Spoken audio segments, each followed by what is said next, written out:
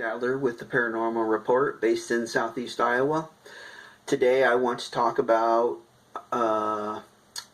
UFOs in the Southeast Iowa area. Now, I can remember my friend's dad, Vaughn, telling us stories about how he worked at the Iowa ammunition plant, which is about a mile outside of Burlington, close to Middletown.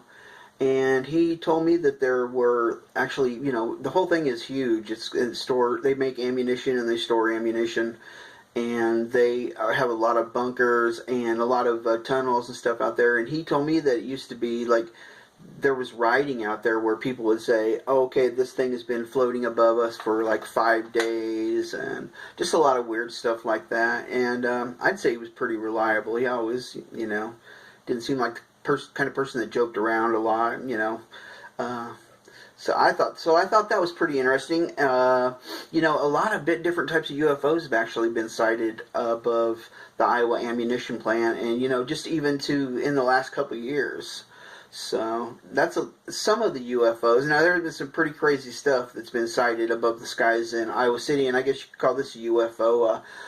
Oriental Dragon was seen over the Schottenkirk car sale place, and I don't know what they were on. But then the last one I'll tell you about is a story that a guy I know named Keith Jacobs told me that he was out in his yard one day with his son a couple of years ago, maybe like 15 years ago, and he looked up in the sky and there was somebody on a bicycle, a flying bicycle type thing, and it had wings on it, and it was like flying all over, and the wings were flapping, and I don't know if it was actually a bicycle and somebody was pedaling, he didn't say, but he said that he watched this thing fly up into an even bigger UFO, fly right up inside of it, and it closed the door, and then they all flew away, and then that's the last that he's seen of it. I thought that was a pretty interesting story. My grandma one time said she's seen a UFO up in the sky by our house in